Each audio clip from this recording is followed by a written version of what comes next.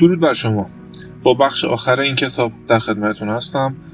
توی این بخش آخر که فصل 10 هستش، در مورد مطالعات موردی یه سری مثال‌های واقعی رو براتون با جزئیات توضیح میده که با بررسی اینها متوجه میشیم افرادی که تسلط کامل به این بخش‌های روانشناسی تاریک دارن میتونن توی جامعه تبدیل به چه افرادی بشن، حتی چقدر میتونن خطرناک باشن و برای آسیب نرسیدن از این افراد بهمون میتونیم به عنوان یه سپر استفاده کنیم از این آموزه هایی که این کتاب بهمون داده. شما اکنون با ایده های اصلی روانشناسی تاریک و نحوه کاربرد این ایده ها در موقعیت های مختلف آشنا هستید. این امر گام مهمی است، اما به خودی خود کافی نیست.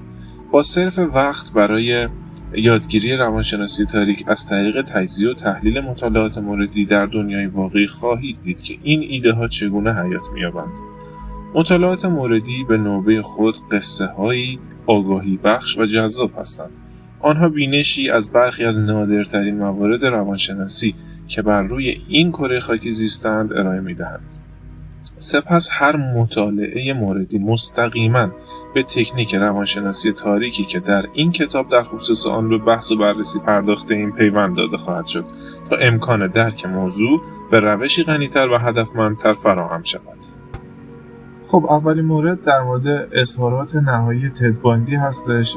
تد باندی رو اگر یه سرچ بکنید یکی از مخوفترین در واقع قاتلان زنجیره‌ای هستش که دنیا به خودش دیده. اینطور که من متوجه شدم یک سری فیلم و سریال هم در موردش درست کردن. تد باندی یکی از مشهورترین قاتلان زنجیره‌ای در تاریخ جهان است. داستان زندگی او از بسیاری جهات شبیه به یک کتاب راهنما جهت تبدیل شدن به یک قاتل جامعه ستیز است. یکی از جنبه‌های جذاب داستان تد باندی حجم مطالبی است که در خصوص او و جنایاتش منتشر شده است. این مسئله به دلیل علاقه شدید او به دیده شدن و مصاحبه و اظهار نظر در خصوص مدارک موجود در باب قتل‌های انجام شده صورت گرفته است. در خصوص پرونده‌های مربوط به جنایتکاران مشهور اکثراً بزرگنمایی و گزافه‌گویی‌های بسیاری صورت گرفته که اغلب از شدت واقعی جرایم آنها بیشتر است، اما در مورد تد باندی این گونه نیست. آمار دقیقی در خصوص قتل‌های مرتبط به تد باندی تایید نشده است. او به 30 قتل متهم شده، اما خودش به طور مکرر اشاره داشت که مجموع کشته شدگانش چیزی حدود 100 نفر است. هیچ کس در مورد آمار دقیق این قتل‌ها مطمئن نیست. بسیاری از تحلیلگران به این نتیجه رسیدند که حتی خود تد باندی هم در مورد آمار قربانیان مطمئن نیست. با توجه به زمانی که باندی پس از محکومیت به اعدام در زندان به سر برده، مطالب بسیاری در خصوص وضعیت روانی، سابقه و انگیزه‌های احتمالی جنایات وی منتشر شده است. علاوه بر این، در بسیاری از تجزیه و تحلیل‌هایی که پس از مرگ وی انجام شد، تلاش شده بدون تعصب به بررسی دقیق جنایات و وضعیت روانی مجرم پرداخته شود تا بدین ترتیب درک بهتری جهت آگاهی از انگیزه‌های روانی یکی از افراطی‌ترین قاتلان دستگیر شده تاریخ ارائه شود. بسیاری از جزئیات مربوط به جنایات باندی وجود دارد که به عنوان یک کتاب راهنمای جامع در دنیای قاتلان زنجیره‌ای جامعه ستیز انگیزه‌ها و روش‌های آنها شناخته می‌شود. اما قبل از تجزیه و تحلیل این مرد و زندگی او بر اساس اصول روانشناسی تاریک که بحث شده در این کتاب، بیایید به بررسی برخی از جنبه‌های بارز جنایات تد باندی بپردازیم. تکامل تدریجی شیوه‌های ارتکاب قتل تد باندی به مرور زمان یکی از دلایل برجسته طولانی شدن عمر جنایات او محسوب می‌شود. خود تد باندی چنین بیان کرده است که هنگامی که برای اولین بار شروع به کشتن کرده، فردی شلخته و فرصت طلب بوده است. باندی مانند سایر استادان حوزه خود با مرور زمان تکنیک‌های خود را تکامل بخشیده و در نحوه عملکرد خود صاحب سبک دقیق و روشمند شده است. داشتن بینشی قطعی درباره ذهنیت تد باندی کار دشواری است، زیرا این مرد توانایی بسیاری در تغییر و تحریف حقایق داشته است. به دلیل توانایی در ایجاد تغییرات ظاهری و گمراه کننده و همچنین ارائه هویت جعلی که به واسطه آن قربانیان را به دام می‌انداخت، اکثراً از او به عنوان فردی جاهل و هزار چهره یاد می‌شود. همانطور که باندی با مهارت بسیار می‌توانست انگیزه، روش و پیشینه واقعی خود را پنهان کند، روش‌های فریبنده وی بینش ارزشمندی از ماهیت قاتلین فریبکار و افراد جامعه ستیز ارائه می‌دهد. آموزه‌های اصلی در خصوص روانشناسی تاریک تد باندی در این بخش به طور خلاصه بیان می‌شود. فریب یکی از صفات روانشناسی تاریک است که تد باندی در آن مهارت ویژه‌ای داشت. این امر را می‌توان در نحوه تعامل وی با مردم، هم در جریان جنایات و هم پس از آن مشاهده کرد. باندی قادر به فریب دیگران هم از نظر فیزیکی و هم از لحاظ روانی بود. باندی به خوبی به تأثیر ظاهر بر دریافت عمومی مردم آگاهی داشت. این یک واقعیت بلا منازع است که بسیاری از افرادی که با او روبرو شدند او را مردی جذاب و فریبنده می‌دانند. این یکی از مشخصه‌های افراد جامعه ستیز است که بدون داشتن هیچ احساس درونی قادر هستند رفتاری جذاب و مطلوب از خود به نمایش بگذارند. عدم وجود عواطف انسانی در فردی مانند باندی زمانی روشن می شود که شما اندکی تأمل کرده و با خود مرور می کنید که چگونه یک انسان لحظاتی قبل از حمله وحشیانه و کشتن افراد به سادیستیک ترین و آیینی ترین روش هایی که در طول تاریخ بشریت شناخته شده قادر به جذب و ایجاد حس آرامش و اطمینان در قربانیان خود بوده است. توانایی جامعه ستیزان در شناخت انگیزه‌ها و تعصبات کسانی که آنها را دستکاری عاطفی می‌کنند در اعمال و سخنان باندی مشهود است. هیچ چیزی بهتر از مصاحبه‌ای که باندی با جیمز دابسون مبارز اخلاقی شب قبل از اعدام خود انجام داده این مسئله را به تصویر نمی‌کشد. باندی به خوبی می‌دانست که دابسون در آن ایام کمپینی علیه پورنوگرافی به راه انداخته است. او با زیرکی از این موضوع استفاده کرده و توانست به طور کلی انگیزه خود را از این جنایات ناشی از تماس زود هنگام با پورنوگرافی بیان کند. باندی به طرز ماهرانه‌ای دقیقاً همان چیزهایی را به دابسون گفت که او علاقه داشت بشنود و به این ترتیب توانست توجه او را از اعمال واقعی خود منحرف کند. او سپس مطالبی در خصوص داشتن شیاطین و دیگر مسائلی که مطمئناً توجه مخاطبان مسیحی دابسون را به خود جلب می‌کرد ارائه داد. باندی به این ترتیب توانایی یک جامعه ستیز را در منحرف کردن افکار دیگران در مورد کاری که انجام می‌دهند را به نمایش گذاشت. وی به دلیل استفاده از اشارات رمزگونه در مورد محل قرارگیری اجساد برای طولانی کردن دوران قبل از اعدام مشهور بود. در ذهن یک فرد جامعه ستیز مانند باندی، بدن یک کودک مرده چیزی بیش از یک نخاله نبود که می توانست جهت چانه‌زنی برای منافع شخصی مورد سوء استفاده قرار گیرد. نحوه عملکرد باندی نمایشگر هوش بالای بسیاری از جامعه ستیزان است. دلیل اینکه وی توانست این مدت طولانی آزاد بماند، دانش عمیق وی در مورد روش‌های تشخیص جرم توسط قانون بود. آن هم در عصری که چنین مواردی کمتر از امروز شناخته شده بودند. باندی همچنین با شکنجه قربانیان خود، عکس گرفتن از بدن آنها و اشاره به خود به عنوان شخص سوم ماجرا نشانه‌های شدیدی از سادیسم و خودشیفتگی را نشان داد.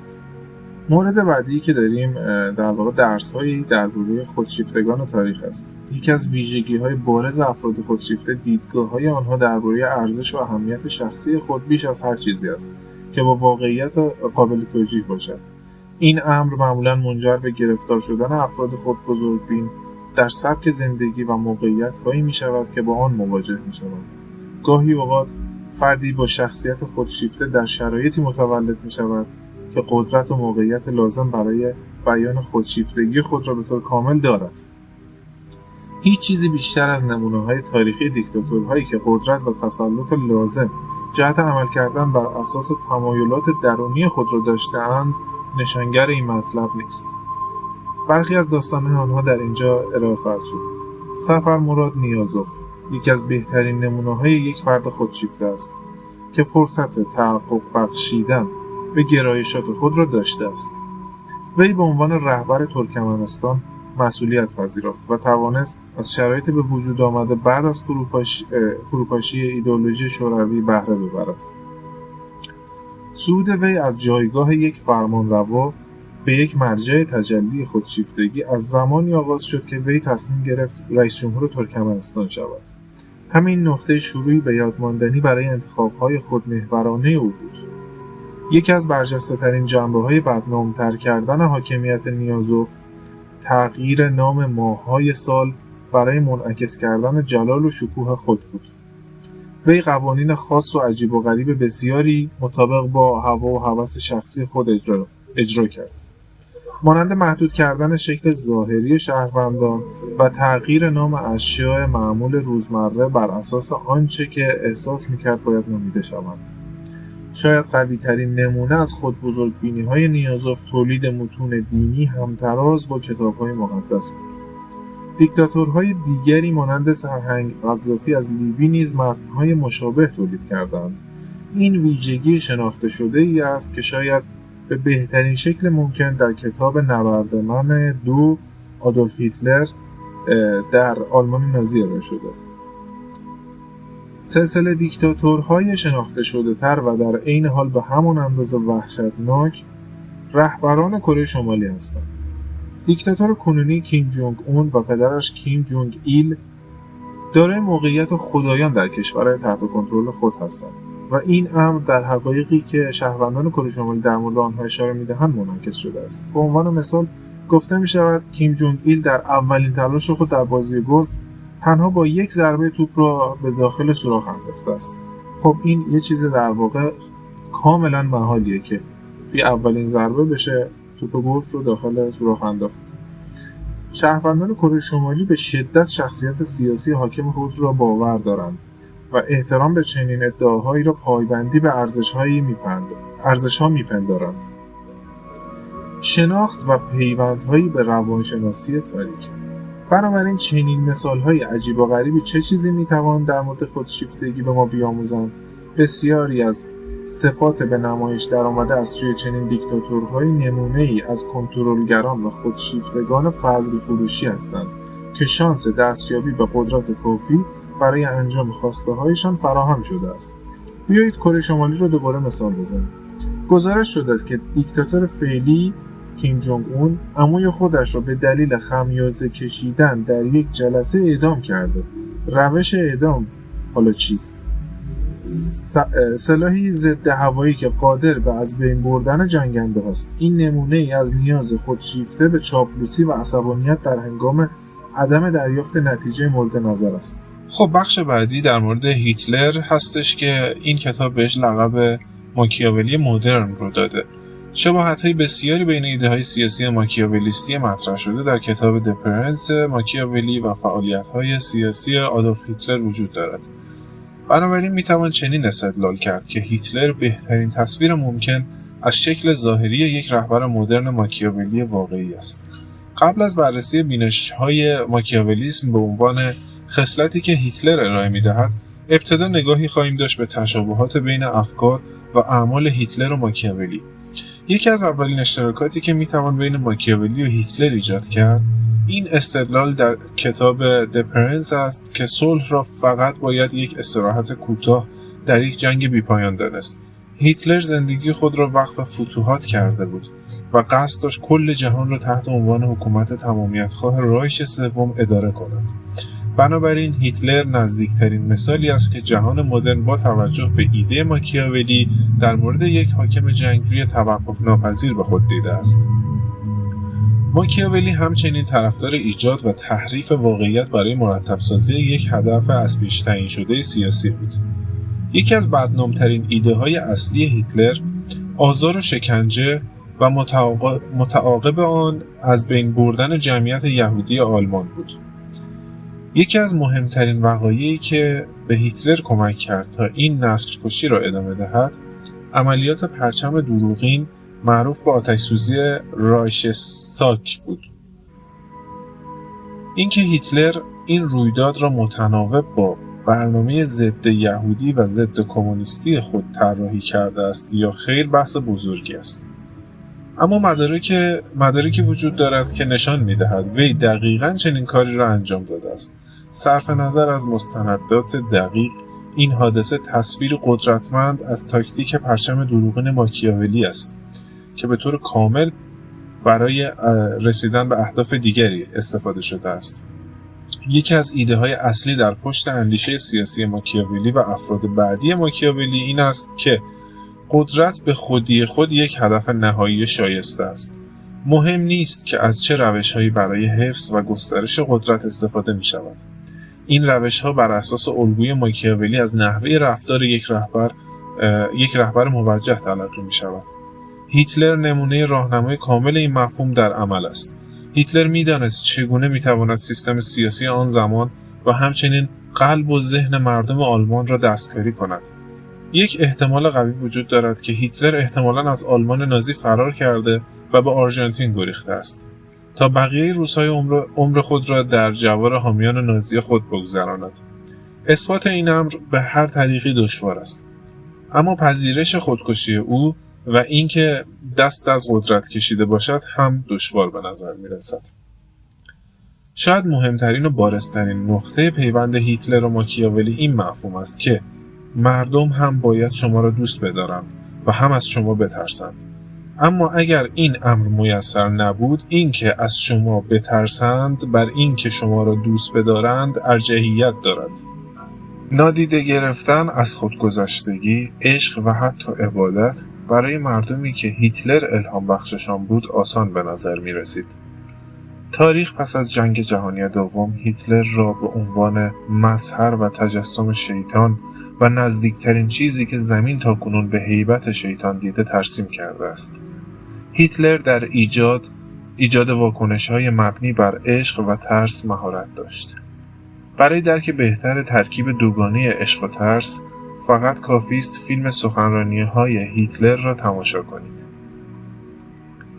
یکی از ایده‌های کلیدی ماکیاولی که در کتاب شهریار مطرح شده، اصل عمل نکردن به قول و کلام است، خصوصا در مواقعی که انجام آن به نفع شما نباشد.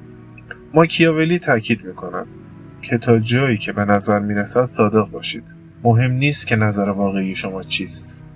مطالعه موردی هیتلر بینشی عمیق در خصوص شخصیت‌های دنیای واقعی با قدرت سیاسی ارائه می‌دهد که می‌توانند این مفهوم را به خوبی عملی کنند.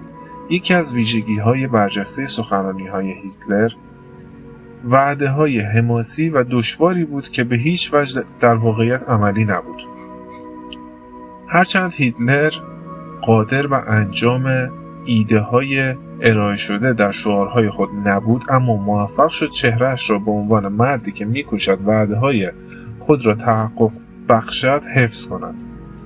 این یک نمونه برجسته جهانی از نظریه‌های ماکیاولیایی در خصوص تفکیک حقیقت از برداشت عمومی به واسطه تأثیرات قدرتمند علم روانشناسی است. یکی دیگر از ایده‌های مثال زدنی ماکیاولیایی که توسط هیتلر اجرا شد، تحکیم قدرت به واسطه از بین بردن تهدیدهاست. هیتلر به طور سیستماتیک هر کسی را که مخالف تلاش او برای بازگشت آلمان به شکوه قبلی بود حذف کرد. او کاملا هر کسی را که مانع او بود از بین برد. متحدان سابق، دارندگان ایدئولوژی رقیب یا گروه‌های قومی که هیتلر احساس نیاز می‌کرد که باید آلمان را از شر آنها خلاص کند، این تمرکز قدرت باعث قدرتمندتر شدن و نفوذ هرچه بیشتر هیتلر شد.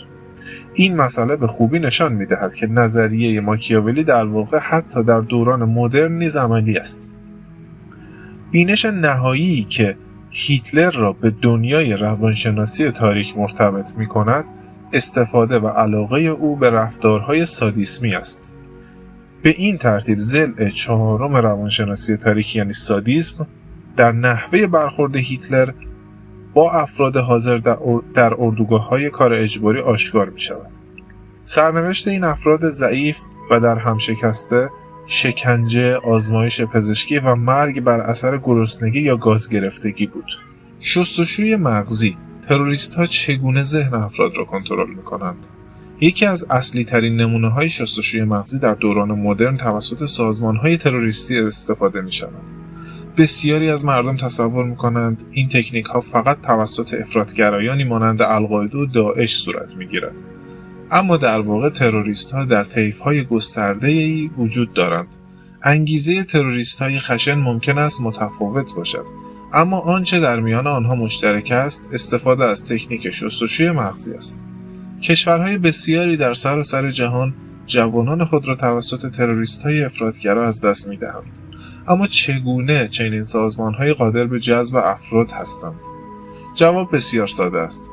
با استفاده از فرایند شستشوی مغزی که آگاهانه و با دقت بسیار انتخاب می‌شوند. یک جنبه خاص و منحصر به فرد شستشوی مغزی در دنیای مدرن، استفاده تروریست‌ها از اینترنت برای پیشبرد اهداف و ایدئولوژی‌های مورد نظر خود است.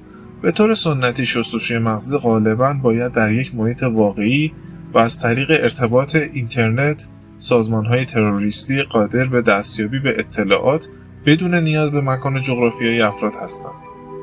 فیلم‌های تبلیغاتی با کیفیت بالا که توسط سازمان‌ها منتشر شدند، ابزار دیگری در دنیای جدید و پیشرفته شستشوی مغزی و تلقین به شمار می‌روند.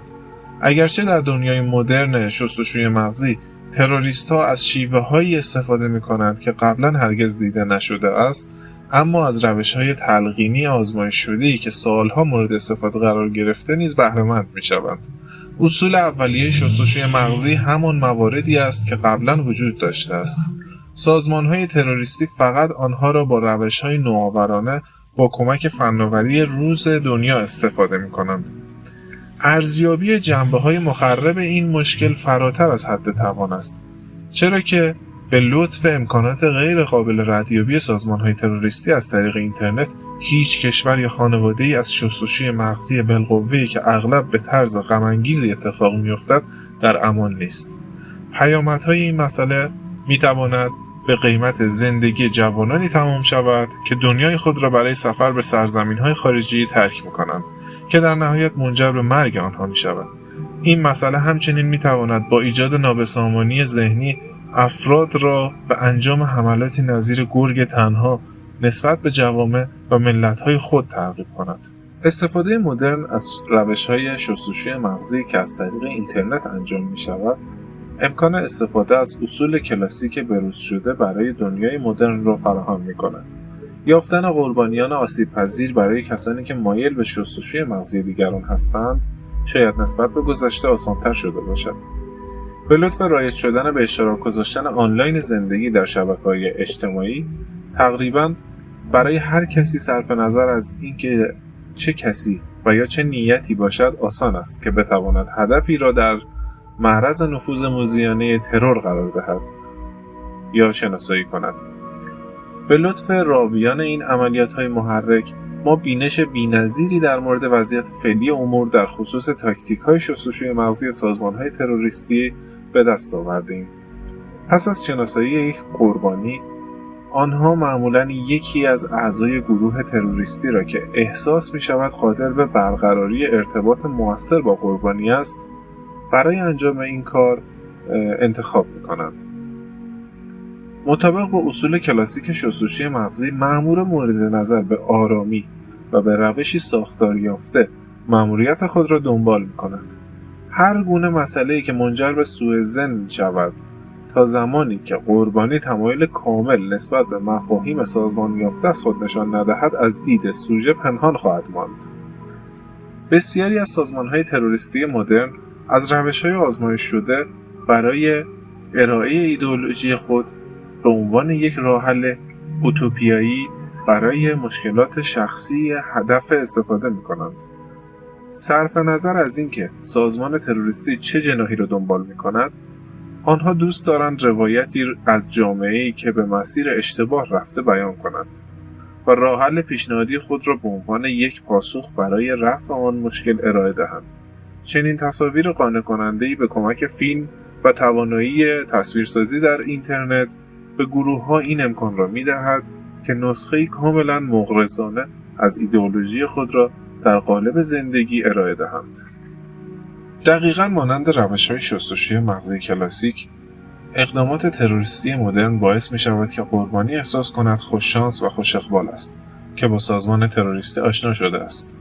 نمونه‌های بیشماری از جوانان وجود دارند که پس از تماس طولانی مدت با یک عامل شستشوی مغزی در نهایت از اینکه با چشم‌انداز جدیدی در زندگی آشنا شده‌اند احساس سعادت و خوشبختی می‌کنند. تصور اینکه گروه‌های تروریستی مدرن و فعالیت‌های آنها تنها متمرکز اینترنت است اشتباه دیگری است. موضوع به اینجا ختم نمی‌شود. تروریست‌ها و دیگر افراطگرایان ایدئولوژیک اینترنت را به یکی از ابزارهایی می‌دانند که می‌توانند از آن استفاده کنند. هدف نهایی اکثر گروه‌ها همچنان برقراری تماس فیزیکی با فرد مورد نظر و همچنین تبدیل شدن او به بخشی آفلاین از دنیای آنها است. در اکثر مواقع هنگامی که قربانی در تماس آفلاین با گروه قرار می‌گیرد، شدت شستشوی مغزی سریع‌تر می‌شود.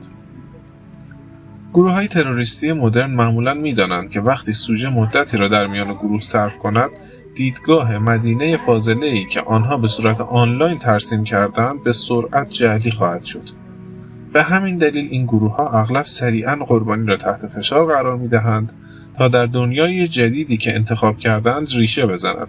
این امر اغلب به وسیله ازدواج با یکی از اعضای سازمان صورت می‌گیرد.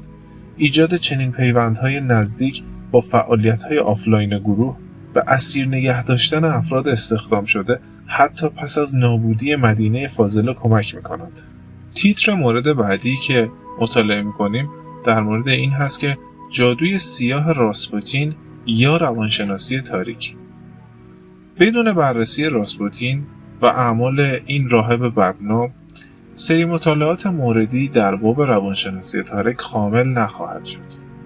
راسپوتین شخصیت جالبی است، زیرا نوع قدرت روانشناسی تاریک او بازتاب گسترده‌ای در آینده داشته است. او الهام بخش بسیاری از جنبه‌های تاثیرگذار کاریزماتیکی شد که بعد از او ظاهر شدند. راسپوتین دقیقاً چه کسی بود؟ او شخصیتی معنوی بود که توانست بر حاکمان نخبه روسیه عصر خود تأثیر بسیاری بگذارد. راسپوتین موفق شد ترکیبی اغوا کننده از تقوا و احساسات ارائه دهد که تقریباً مورد توجه همه کسانی که راسپوتین به آنها نیاز داشت قرار گرفت. کسانی که متمایل به تأثیرپذیری از دین بودند به راحتی تحت تأثیر قدرت شفابخش راهب قرار می گرفتند و کسانی که از لذت‌های نفسانی دنیا در واقع ترجیح میدادند که لذت‌های نفسانی دنیا رو داشته باشند، در این زمینه شخصیت راسپوتین را تحسین می‌کردند. شاید تأثیرگذارترین جنبه در شخصیت راسپوتین توانایی او در همزمان شیطان و فرشته بودن باشد. بسیاری از جنبه‌های تأثیر روانشناسی تاریک راسپوتین را می‌توان در کاربران بعدی هیپنوتیزم یافت. راسپوتین یکی از اولین و بدنام‌ترین چهره‌هایی است که توانست چیزی شبیه به حالت تلقین را در ذهن و روح قربانیان خود القا کند. بنابراین شایعات پخش شده در خصوص قدرت هیپنوتیزم و شفابخشی راسپوتین دقیقاً چیست؟ گفته شده که راسپوتین قادر به ایجاد احساس عمیق آرامش، راحتی و سستی در قربانیان خود بوده است. او از بسیاری جهات پیشگام شفابخشان مدرن محسوب می شود. داستان‌هایی که از توانایی‌های او برای تسکین درد و رنج اشراف روسی بر سر زبان‌ها افتاده بود، به میزان عرفان و نفوذی که او تقریباً بر همه اطرافیان خود داشت می‌افزود. راسپوتین همچنین به بسیاری از ایده‌ها که در زمینه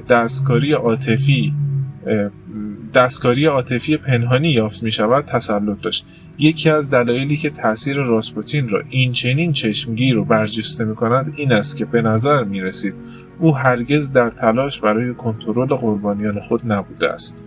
در عوض به سادگی این مطلب را دریافته بود که نوعی قدرت و حاله غیر قابل توصیف دارد که مردم در مقابل آن تسلیم می شوند.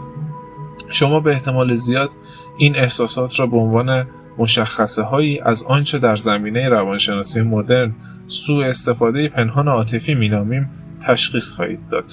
مطالعه موردی راسپوتین برای دانشجویان علاقه‌مند به تأثیرات کاریزماتیک کاربردی است. در زمینه مدرن بسیاری از کاربران روانشناسی تاریک قادر به جذب پیروانی برای خود هستند، زیرا این تصور را دارند که دارای نوعی دانش خاص یا مخفی هستند. این اصل حتی در زمان راسپوتین نیز بسیار باب بود، زیرا بعد عقلانی وقایع کمتر بود و علم در مقیاس کمتری توسعه یافته بود. این امر اعتبار بیشتری به تصویر راسپوتین به عنوان فردی الهی و عرفانی میداد. امروزه دانشجویان روانشناسی تاریک به راحتی قادر خواهند بود بین این تصور افراد از قدرت خارق‌العاده راسپوتین و رهبران مشابه کاریزماتیک در عصر مدرن نگرش‌های مشابهی را یافت کنند. ارتباط بین قدرت روانشناسی تاریک و سوء استفاده‌های جنسی راسپوتین روشن است. وی مانند تعداد بیشماری از افراد در طول تاریخ از نفوذ روانشناسی تاریک خود برای هرزگی و افراط و تفریط استفاده می‌کرده است. تصادفی نیست که رهبران فرقه در سراسر جهان اغلب به این موضوع شهرت داشتند. راسپوتین نمونه‌ای بدنام از این اصل است، اما او به هیچ وجه اولین شخصی نیست که آن را عملی کرده است. MK اولترا در جایی نوشته که سازمان سیا از شما می‌خواهد که مردم را بکشید. حقایق اما به این شکله. این واقعیت که این مطالعه موردی حتی وجود دارد تکان دهنده است.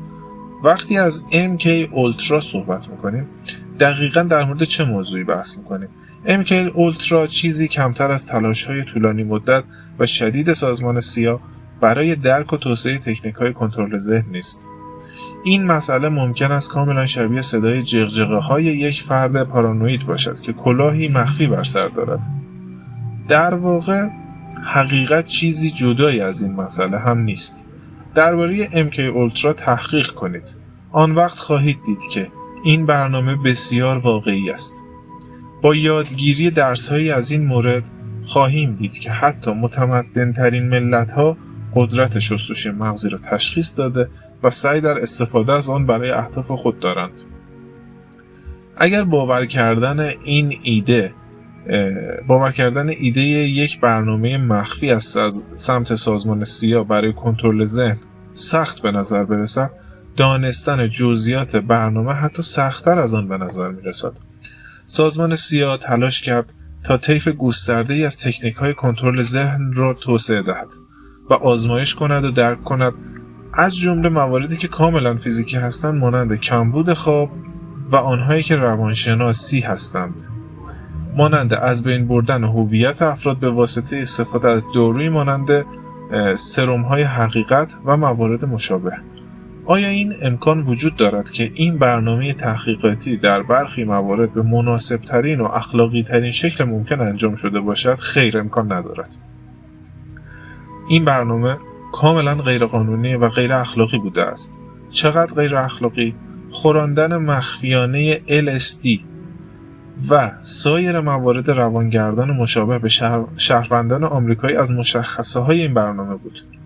برخی از جنبه‌های اثبات نشده برنامه MK اولترا از همه نگران کننده تر است.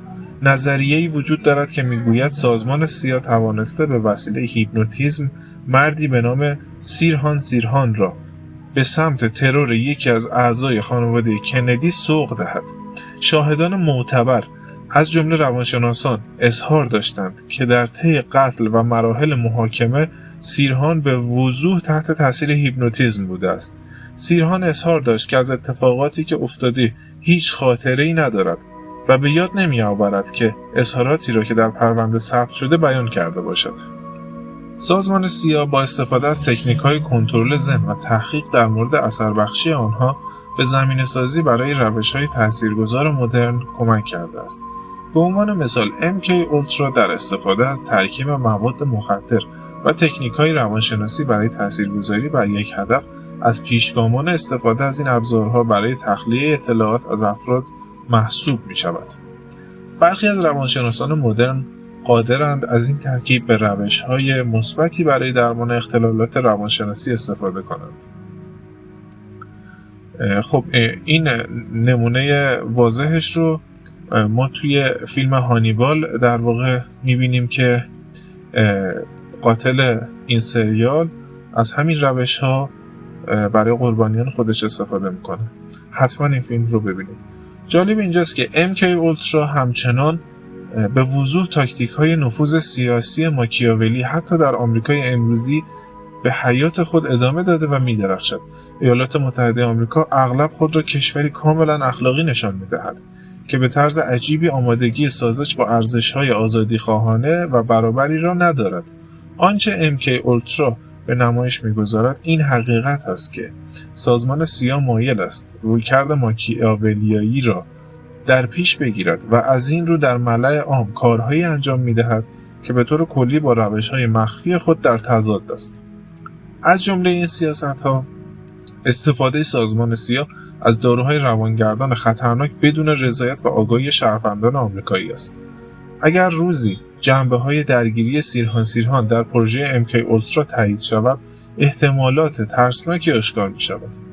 چنین اثباتی فراتر از سایه‌ای از تردید این مطلب را تایید می‌کند که می‌توان از هیپنوتیزم برای تأثیر مستقیم بر افراد برای انجام اعمال تروریستی استفاده کرد. امروزه تلاش‌های بسیاری برای تایید یا رد این ادعا انجام شده است. دارن براون، هیپنوتیزور مدرن، ادعا می‌کند که این مسئله تحت تاثیر MK اولترا انجام شده، اما این ادعا ممکن است به دلیل امکان توهم مردود شناخته شود. اسرار روانشناسی کلاهبرداران. این واقعیت که کوین آرتیست با قسمت دوم عنوان خود شناخته می شود، گواه سطح مهارت‌های روانشناسی تاریکی است که این افراد به آن دسترسی دارند. این مسئله غالباً به میزان عمیقی محققان روانشناسی مدرن را متعجب می کند که بسیاری از کلاهبرداران حرفه‌ای در طول تاریخ طبق اصولی از تاثیرگذاری عمل کردند که اخیراً توسط دانش مدرن اثبات شده است.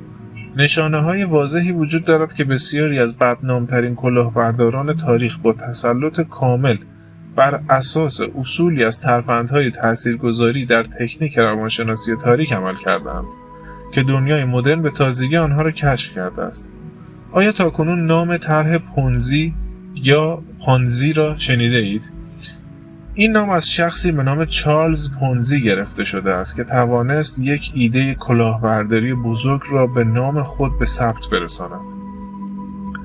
یکی از برجسته‌ترین ویژگی‌های ایده پونزی تمایل چارلز به استفاده از قدرت فرافکنی و نمایش اعتماد به نفس برای برون رفت از تنگنا بود.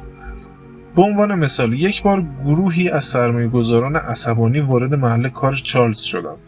چارلز به جای اینکه مانند بسیاری از مردم در این شرایط وحشت کند، توانست آرامش خود را حفظ کرده و با رفتار آرام و الهام بخش خود جمعیت را جمع و جور و آرام کند. شفادهندگان از آنجا که برای آسیب پذیر شدن قربانیان جهت رسیدن به اهداف خود دعا می کنند، شباهت‌های بسیاری با چارلز پونزی دارند، در حالی که پونزی از استیصال قربانیان خود برای رسیدن به پول و موفقیت مالی استفاده می‌کرد. شفادهندگان از بیماری و بدبختی و تمایل قربانی به تجربیات مذهبی در زمان درماندگی استفاده کرده و رویکردهای اسفناک‌تری را برای دستکاری آنها به کار می‌بندند. پیامدهای مواجهه با یک شفادهنده متقلب در واقع می‌تواند بسیار جدی باشد.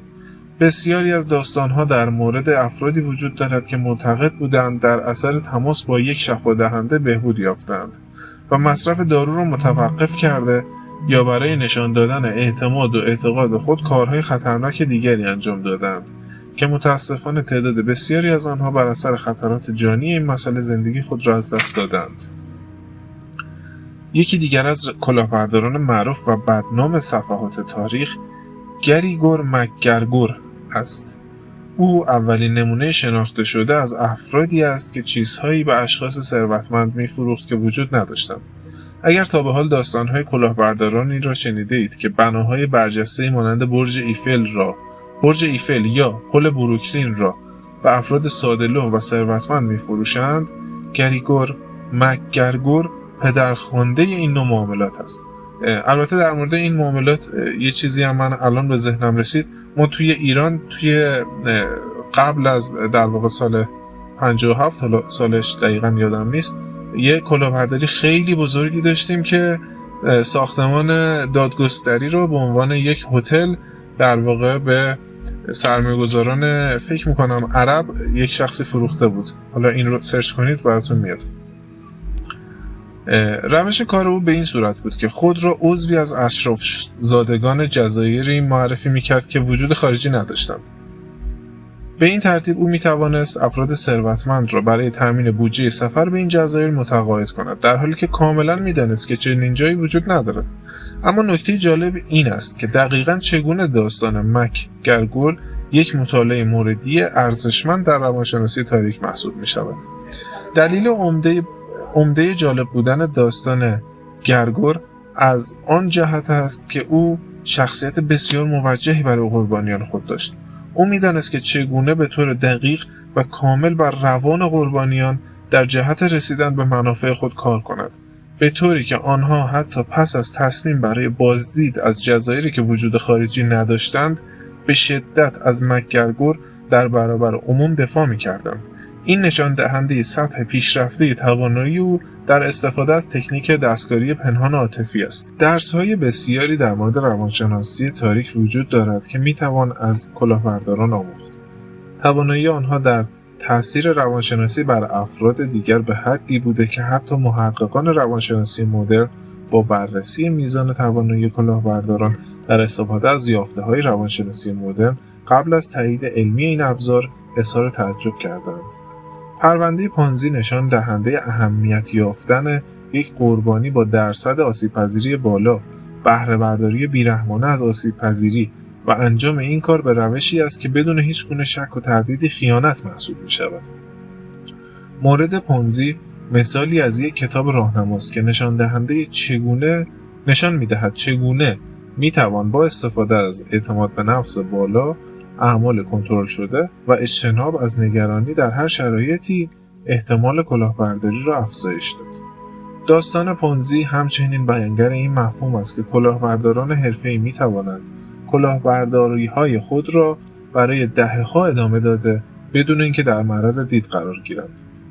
بررسی مورد شفادهندگان بینشی عمیق در مورد ذهنیات قربانیان ارائه می‌دهد. این شفادهنده‌ها تا حدی قانع کننده رفتار می‌کنند که قربانیان آنها تصمیمات زیانبار پزشکی گرفته و حتی در نتیجه این تصمیمات جان خود را از دست می‌دهند. شفادهندگان همچنین نشان می‌دهند که چرا بسیاری از مردم در معرض نفوذ فرقه‌های کاریزماتیک قرار می‌گیرند. هنگامی که یک اعتقاد معنوی قوی با نیاز واقعی دنیوی آمیخته شود، مانند نیاز به رهایی از یک بیماری می‌تواند افراد را به سمت اتخاذ تدابیر نامعقولی سوق دهد.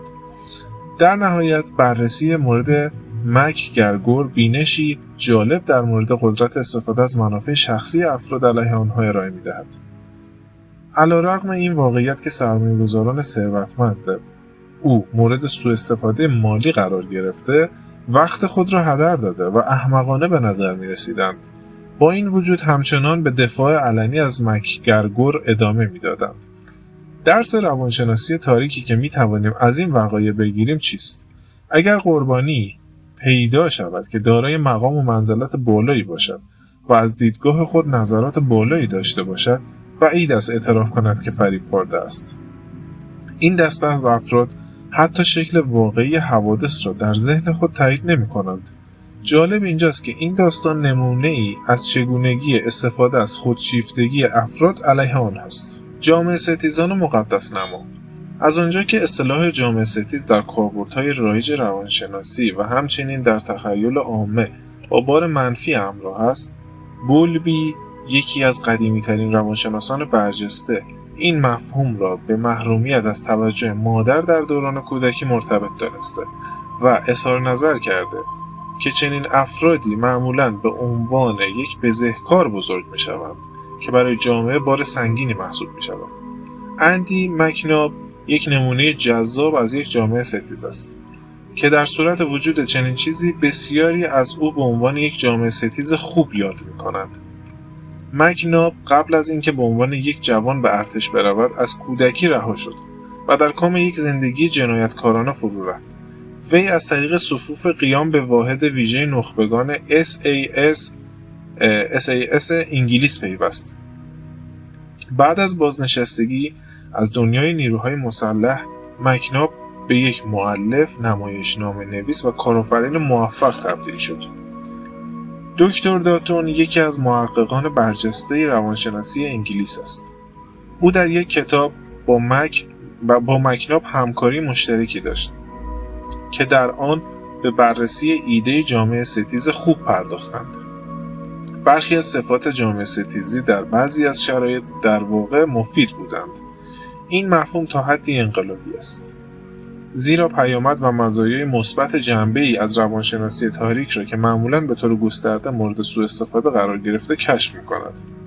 داتون و مکناب توانستند چند زمینه را شناسایی کنند که در آنها احساس می‌کردند صفات روانشناسی تاریکی که به جامعه ستیزان اعطا شده منجر به یک مزیت عملی می‌شود. به عنوان مثال در مواقعی که باید به یک بحران اضطراری پاسخ داده شود، بعید است که اکثر افراد منظم و همچنین روانپزشکان عملکرد خوبی داشته باشند. این امر به دلیل وجود ترس در ذهن آنها است که باعث تردید و دودلی در عملکرد آنها می شود. مکناب توانست توضیح دهد که جامعه ستیزان این توانایی را دارند که به اختیار خود واکنش به ترس را از بین ببرند. این توانایی به جامعه ستیزان این اجازه را می‌دهد تا در موقعیت‌هایی که برای اکثر مردم بیش از حد طاقت فرسا است، با آرامش کار کنند. زمینه‌های فعالیت مالی با ریسک بالا مانند مدیریت صندوق‌های سرمایه یکی دیگر از زمینه‌هایی است که مکناب و داتون آن را برای جامعه ستیزان مناسب تشخیص دادند. یکی از ویژگی‌های جامعه ستیزان تصمیم‌گیری‌های آنی است. معمولاً تصمیمات پرخطر با کمی تردید یا ترس گرفته می شود. در یک زمینه اشتباه تصمیمات آنی بدون تردید می تواند منجر به قتل شود، اما در یک زمینه مناسب این امر می تواند منجر به میلیون‌ها دلار سود در بازارهای مالی شود. بسیاری از بینش‌های روانشناسی تاریک را می توان از کارهای مکناب و داتون دریافت کرد. همکاری آنها برای دنیای روانشناسی تاریک بسیار مفید است، زیرا دانش تئوری محققان را با تجربه عملی و حکایت‌های دست اول یک جامعه ستیز واقعی ترکیب می‌کند که از ویژگی‌های خود برای پیشرفت در جهان در بیش از یک زمینه استفاده کرده است. این نشان می‌دهد که شیوه‌ای که ویژگی‌های تاریک جامعه ستیزی در هر فرد مشخصی نمود پیدا می‌کند، تا حد زیادی به شرایطی که فرد در آن قرار گرفته بستگی دارد. اگر کسی با اختلاف جامعه ستیزی متولد شود و همچنین فاقد مزایا و فرصت‌های سازنده باشد، احتمال دارد به فردی خطرناک مانند تد باندی تبدیل شود. اگر یک جامعه ستیز بتواند انگیزه‌های خود را به سمت شغلی مناسب هدایت کند، در این صورت احتمالاً به یک موفقیت متعارف در زندگی مانند اندی مکناب دست پیدا می‌کند. چگونه یک مظنون به قتل کوکائینی تکنیک NLP را ابداع کرد؟ در بخش قبلی این کتاب ما مفهوم هیپنوتیزم را به عنوان موضوعی که وجود دارد و میتواند توسط پزشکان روانشناسی تاریک برای تأثیر بر اطرافیان استفاده شود مورد بررسی قرار دادیم. NLP یا برنامه‌نویسی عصبی زبان یکی از اصلی ترین تکنیک هایی است که هیپنوتیزورها برای تاثیرگذاری بر دیگران از آن استفاده می کنند. این تکنیک جذاب و ارزش شناختن دارد. مطالعه موردی یکی از بنیانگذاران این تکنیک، ریچارد بندلر، بینش عمیقی در مورد مفهوم تاثیر هیپنوتیزم و سایر زمینه‌های آن بر روانشناسی تاریک ارائه می‌دهد. ریچارد بندلر یک شخصیت بحث برانگیز و نمونه‌ای از یک کتاب راهنما است که نشان می‌دهد چگونه کاربران روانشناسی تاریک قادر به ارائه تصویری از زندگی خود هستند که در حقیقت ممکن است کاملاً متفاوت باشد. بیایید این دوگانگی را بررسی کنیم.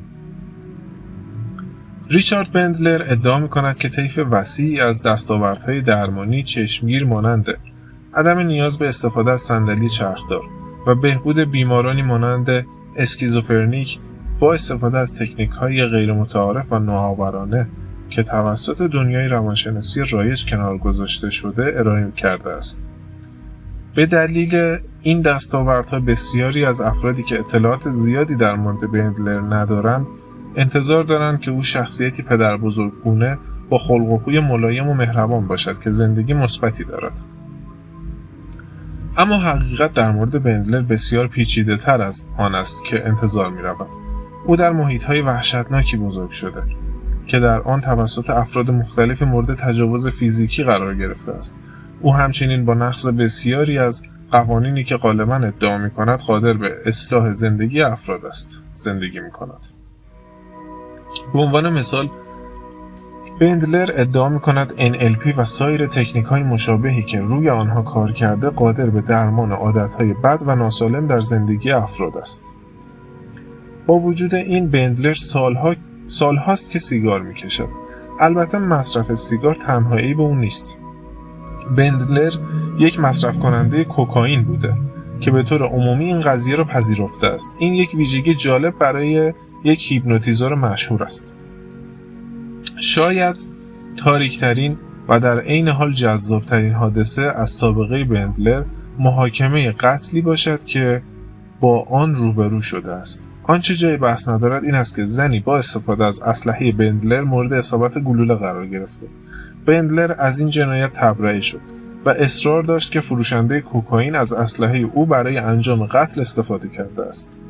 هنگام یادآوری این حادثه بندلر به جای اشاره به جدی بودن ماجرا بیشتر درباره مدت زمانی که هیئت منصفه برای اعلام حکم براءت او صرف کرده بودند صحبت می‌کرد. استفاده بندلر از مواد مخدر جالب توجه است، زیرا وی توانست شخصیت برجسته در زمینه روانشناسی نیست. عذرخواهی می‌کنم، استفاده بندلر از مواد مخدر جالب توجه است، زیرا وی تنها شخصیت برجسته در زمینه روانشناسی نیست که چنین کاری را انجام می‌دهد. زیگموند فروید، مبتکر روانکاوی مدرن، در واقع یک فرد علاقه‌مند به کوکائین بود و اصرار داشت که برای استفاده درمانی مناسب است. این دو نفر نمونه کتاب راهنمایی هستند که نشان می‌دهد چگونه پیشگامان حوزه روانشناسی تاریک نمی‌توانند توسط قوانین جامعه مهار شوند و تعیین کنند که برای زندگی شخصی خودشان چه چیزی مجاز است و چه چیزی غیر مجاز است. بسیاری از بینش‌ها راجع به دنیای روانشناسی تاریک به طور کلی و هیپنوتیزم به طور خاص می‌تواند از مطالعه موردی ریچارد بندلر گرفته شود. شاید قابل توجه ترین جنبه شخصیت و توانایی زندگی او ایجاد واکنش‌های کاملا متفاوت در مردم باشد. برخی از افراد به شدت به او ارادت دارند و به طور داوطلبانه مقدار زیادی از پول و زمان خود را صرف مراوده با او می‌کنند. دیگران او را به عنوان یکی از خطرناکترین افراد در جهان می‌دانند. یک مصرف کننده مواد مخدری که در قتل دست داشته و دارای شگفت‌انگیزترین قدرت نفوذی است که تاکنون دیده شده است. چیزی که در مورد ریچارد بندلر مسلم است این است که وی استاد مفهوم مدلسازی مجدد در NLP بوده است. هنگامی که از او در مورد اعتیاد به کوکائین سوال می شود، او سریعاً به این مسئله اشاره می کند که بیشتر به غذاهایی مانند آبنبات و بادام زمینی معتاد بوده و اصرار دارد که اینها برای سلامتی او بدتر هستند. در نظر اول این اصرار نشان می دهد که بندلر چگونه می تواند با استفاده از تکنیک مدلسازی مجدد یک موقعیت جدی را به موضوعی ساده تر و حتی منطقی تبدیل کند. با این حال با کنکاش بیشتر شما متوجه خواهید شد که فروشنده کوکائین با استفاده از اسلحه بندلر کسی را کشته است و بندلر به دلیل این قتل در دادگاه محاکمه شده. اما علیرغم شدت این وضعیت و از بین رفتن جان یک انسان، بندلر قادر است با استفاده از الگوی مدلسازی مجدد به راحتی کوکائین را به بادام زمینی مرتبط کند. داستان بندلر همچنین نمونه بارزی از چگونگی توانایی هیپنوتیزورهای ماهر و کاربران NLP برای کنترل نقطه تمرکز افرادی است که مورد استفاده قرار می‌دهند. بندلر اغلب میتواند بی‌اعتنایی خود را نسبت به سوالات مربوط به زندگی شخصی خود ابراز کند. او اصرار دارد که در طول سالها به هزاران نفر کمک کرده است و همین مسئله باعث می شود که عمدتاً رذایل شخصی وی نادیده گرفته شود. این استدلال در نگاه اول منطقی به نظر می رسد، اما پس از آن واقعیت سیگار کشیدن بندلر، مصرف مواد مخدر، جذابیت خود را در مقابل این مسئله که او سهمی در خلق تکنیک NLP داشته از دست می دهد. حوزه دیگری از روانشناسی تاریک که بندلر شاید استاد آن باشد، کنترل ذهن به شیوه غیرکلامی است. نمونه‌های بیشماری از بیماران بندلر وجود دارند که ادعا می‌کنند تجربیاتی با او داشتند که مسیر زندگی آنها را تغییر داده است، اما آن تجربه را درک نکرده و به خاطر نمی‌آورند و نمی‌توانند توضیح دهند.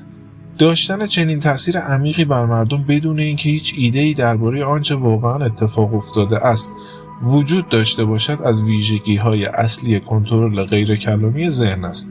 هر کسی که به قدرت و موجودیت این روش شک دارد فقط باید قدرت بندلر و داستان‌های بی‌پایانی که درباره تسلط او روایت می‌شود را در نظر بگیرد. افشای روش‌های کنترل ذهنی فرقه‌ها.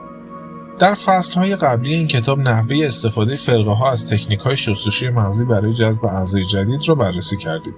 اکنون برخی از مطالعات موردی درباره فرقه‌های خاص و تکنیک‌هایی که آنها برای کسب بینش در مورد روش‌های شستشوی مغزی متناسب با دستور کار یک گروه خاص استفاده می‌کنند بررسی خواهیم کرد. کو کلاکس کلن یا مخفف کاکاکا یک گروه حامی برتری نژاد سفیدپوستان است که فعالیت مخفی و زیرزمینی خود را از دهه‌های قبل آغاز کرده است. مأموران گزینشگر این کاکاکا تمایل دارند از روش‌های کلاسیک شستشوی مغزی برای دستیابی به اهداف و مقاصد خود استفاده کنند.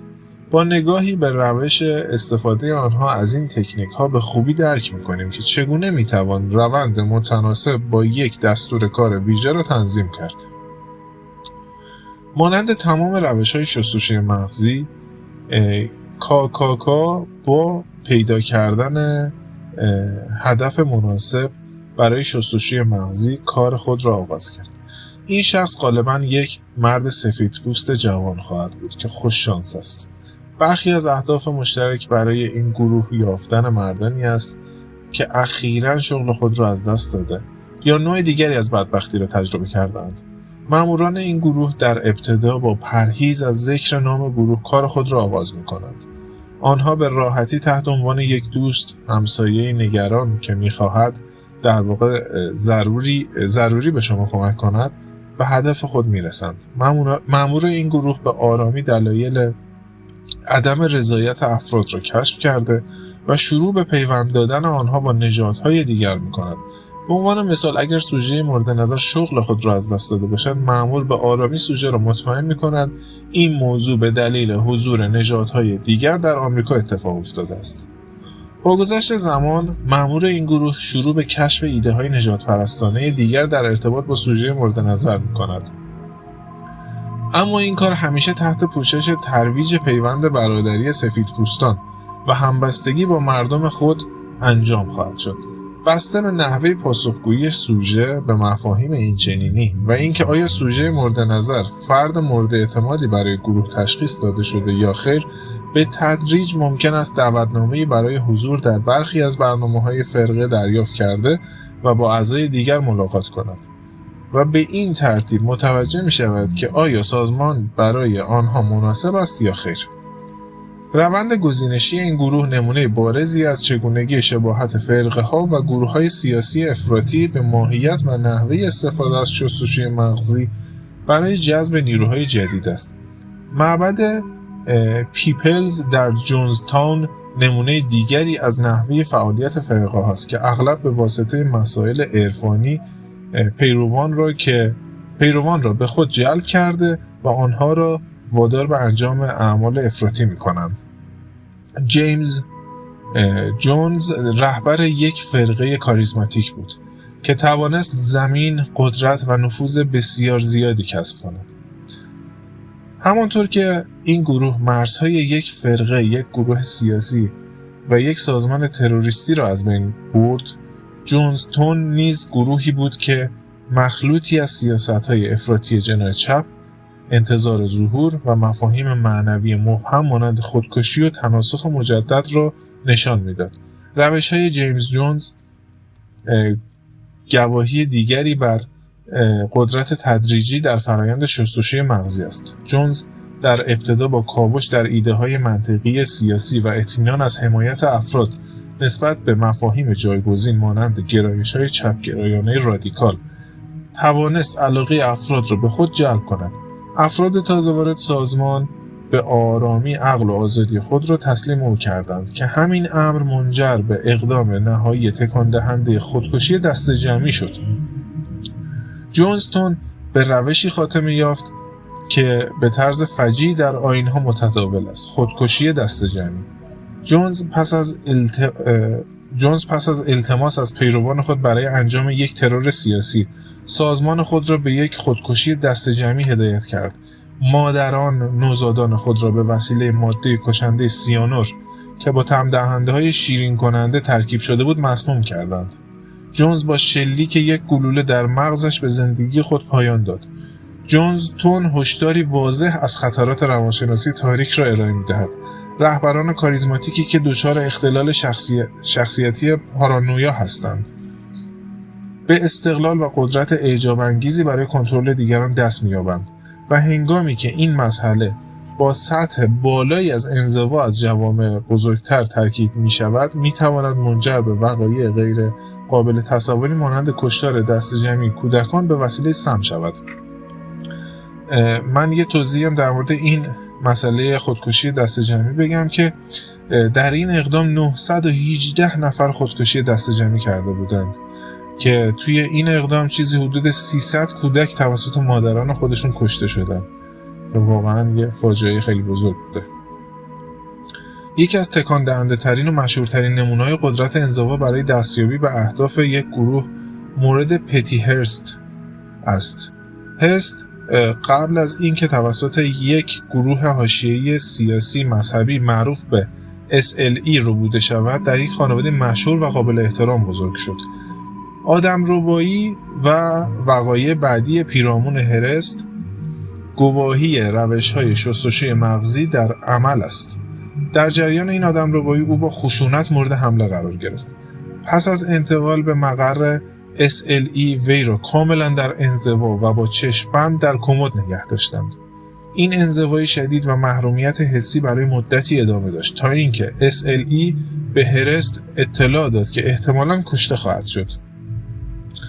به تدریج گروه اجازه داد که هرست با بحث‌های سیاسی همراه شود و سرانجام انتخاب عضویت در این گروه به او داده شد. تنها پس از پذیرش این امر به انتخاب خودش این اجازه به او داده شد که چشم‌بندش را برداشته و با چشمان باز به اسیر کنندگان خود نگاه کند.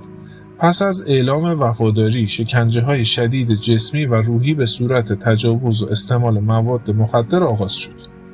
نتیجه نهایی این افراط فیزیکی و سیاسی در شستشوی مغزی این شد که هرست که زمانی فردی مورد احترام بود که به دیگران احترام می‌گذاشت، تبدیل به آدمی شد که در طیف وسیعی از جنایات SLE از جمله سرقت بانک شرکت کرد که در آن با استفاده از یک مسلسل به طرز خشونتباری مردم را تهدید می‌کرد.